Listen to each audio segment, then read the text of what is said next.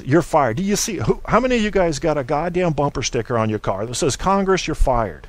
Tell me what the fuck good that's going to do, because all you're going to do in 2 years is flush the toilet and take a fresh shit in it. The same types of people are getting into the office. They either have connections and or they have a way of persuading people in public. Many of them used to be attorneys and they practice this thing over and over. And or they have a certain character appeal that makes wide groups of people like them. Okay?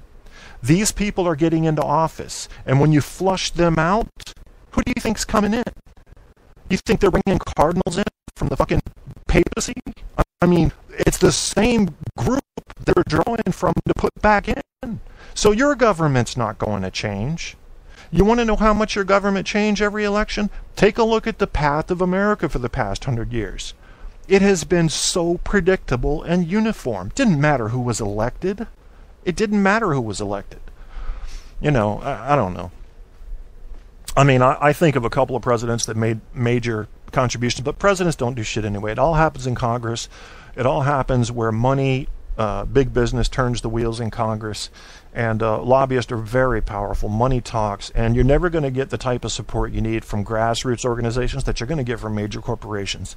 We are bought and paid for. We need to change campaign finance laws. Unless we want this country, unless we want to admit to the world that our officials are no longer elected by the people, they are elected by the corporations. And even though Mitt Romney said corporations are people too, they aren't. They're fucking money-hungry, gobbling, bottom line only, eat your baby's face off if they have to, machines made to grow the bottom line for their investors, and that's it. If it doesn't grow the bottom line, it's out. If it grows the bottom line, it's in. Ethics, fuck ethics. What we do is make money. That's what's running your country right now. To change that, there's only one way you can change that. You can't go protest, that's not going to help. Write a letter, nah, it's not really going to do anything. You got to organize, and you got to organize and get your representatives to change the fucking laws. You start at a local level and move right on up. Campaign finance reform changes the path of a country, and this country today, the way it's run. When they decided to let corporations donate unchecked, everything changed. Everything changed. Yeah, this is a shareholder-elected country now. Well, it is a company. It has become a company.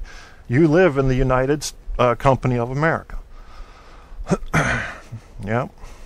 We're just low-end shareholders. You know, we buy those 50 and 60 shares. Hey, yeah, I got a few stocks in Pepsi, man. Well, you got a few stocks in the American voting thing, but there are people out there buying 20 and 30%. So who are you? What are you going to do to make a difference? Christians refused to make sacrifice to the patron gods, which could be a problem for the state. The Jews had exemption, but Christians had declared they were no longer Jews. I have no idea what the fuck Stabby's talking about, but I think he may have gotten into some mushrooms, is my first instinct. I have no evidence for that, and I don't intend to back it up.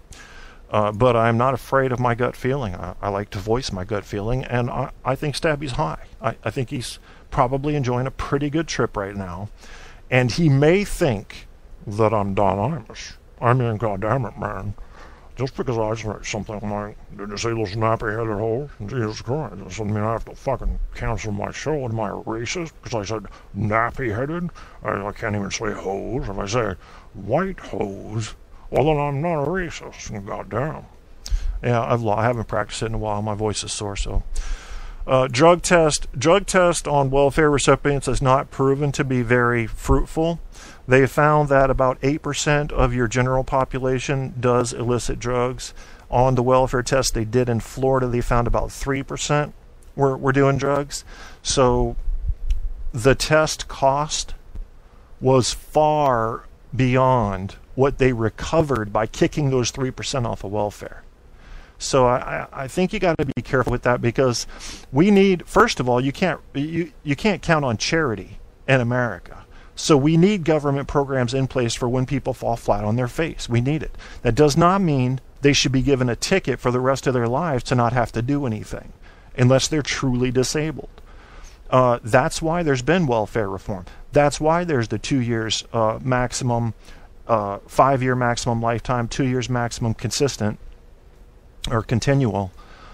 These types of laws are out there. Fraud, waste, abuse, a big deal. They used to preach about it all the time in the Air Force when I was in. Always looking to cut that. These offices, these welfare offices, you call the welfare fraud hotline, say, I saw a lady out there selling her food stamps. They will get her ass and they'll get her in court and they'll arrest her and they'll kick her off the program. They get bonus incentives for kicking people off of programs that are committing fraud. So they're not just going to say, oh, well, you're just bitching because you were listening to Rush Limbaugh. No, you tell them you know someone who's committing welfare fraud, call in. Trust me, call in, turn them in. If that's what your concern is, your concern that there's a welfare queen out there living the high life, which cannot happen because they just don't get enough money. I've been with these people. I've met with these people. I've been in their neighborhoods on the weekends. I've seen the misery in their faces. The ones that were on welfare hated themselves and hated their lives. There was that 1 in 100 who was saying, the white government owes me.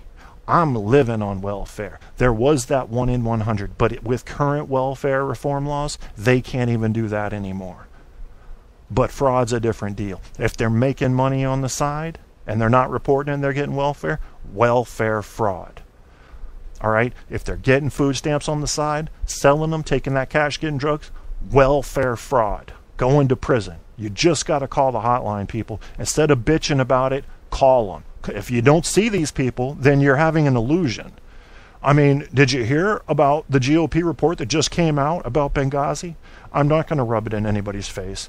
I'm just going to say that when it comes to conspiracy theories, make sure you have good information. Make sure you have really good, trustworthy information before you jump on that bandwagon.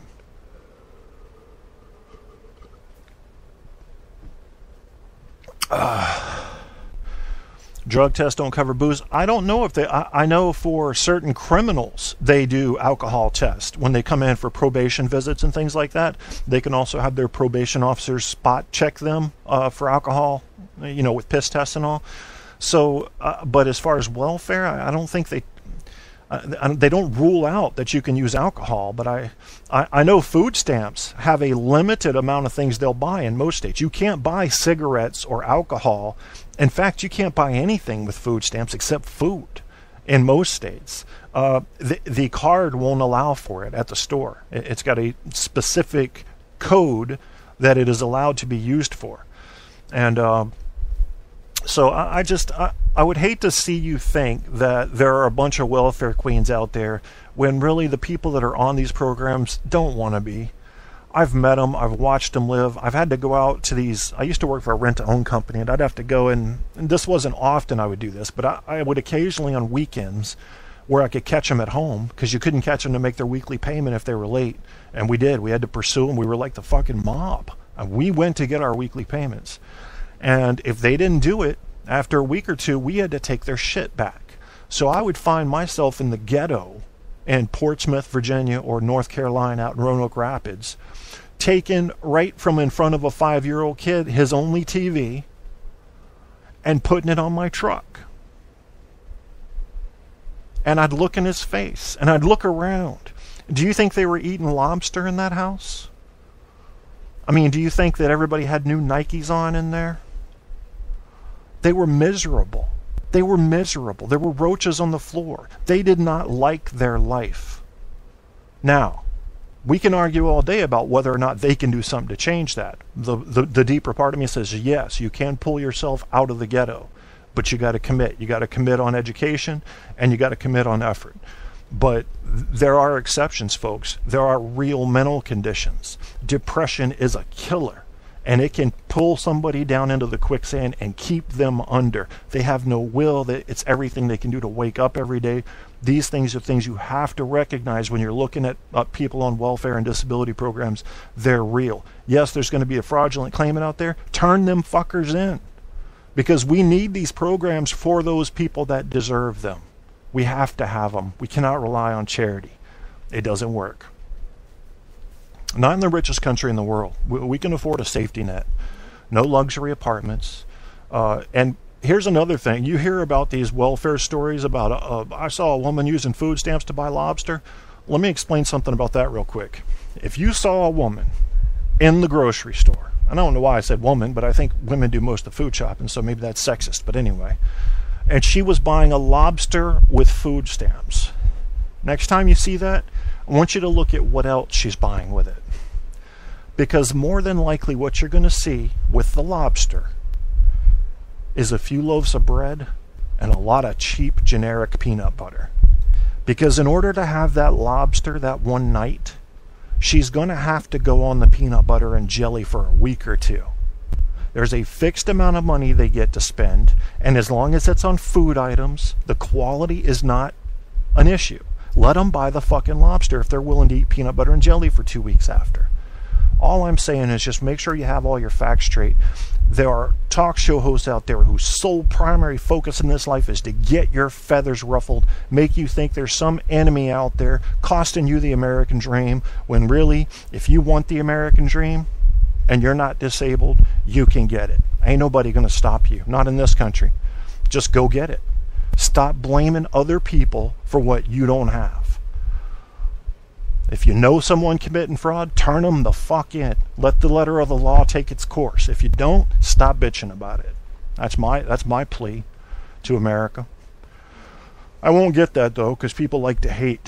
People want to believe there's always a monster in the shadows lurking, costing you your happiness and vitality. A vampire of sorts, sucking the blood out of the economy bloodline of America. But really, where that's happening is fraud, waste, and abuse. Fraud, waste, and abuse. Government spending your money on contractors with no oversight. We're spending 20% of our goddamn GDP on the military, and our Navy's bigger than the next 13 navies combined. We don't need this size military, folks. I served, I saw. They're all scared of us. We could cut our military in half today. And with that money we save, rebuild all of the major highways in America from a federal level and still have the strongest military in the world. But we're not going to do that. You know why? Because contractors. Once contractors get that government tit in their mouth, you just about got to kill them to get them off of it. Who wants to stop getting money? If I'm getting, I used to work for the United States government, getting paid by Department of Veterans Affairs to train other veterans to use computers. I could have charged them anything. I charged $40 an hour, no travel. So sometimes I would have to travel across the state, and I did not charge for travel time or travel expenses. I charged $40 an hour for while I was there training the person. They required 10 hours of training for each of these veterans. That gave me $400 per contract. Usually involved 2 or 3 trips. Some of those, once you factor in travel costs, I was down making around $12 an hour. That's what I got from the government. That's an honest guy with a business license reporting honestly what he's making. Okay, but that's not what you normally find, because they're not real good at knowing what something should cost. Had I told these people, and there were only 2 people up in that part of Vermont that were monitoring this whole program, they knew shit about computers. If I had told them that I needed to charge $80 an hour, they would have paid me $80 an hour. So it is your contractors and the government not knowing enough to know if they're trying to charge too much. I know you get into bidding wars and stuff, but not in disparate places, not in spread out suburbanite areas and out in the rural areas where there's just no competition. I was the only guy up there qualified to train people on computers. I could charge whatever I wanted. You need oversight, and unfortunately that means you need to make your government a little bit bigger. You do. I mean, you've got to have people that know what they're doing to look over these contracts and say, what the fuck is this guy charging $80 an hour for? No. Tell him no. Put an ad in the paper. We need somebody cheaper. You know, that kind of thing. Listen, guys, I have not paid much attention tonight in the chat room. I don't have much left with my voice because I haven't done a show in forever. I hope I haven't pissed any of you guys off too much. I appreciate everybody coming. Guy Shay, Apocalypse, make sure to check out their radio shows, please, folks. Guy Shay, Apocalypse has a great radio show. Chris Crash Jesus did not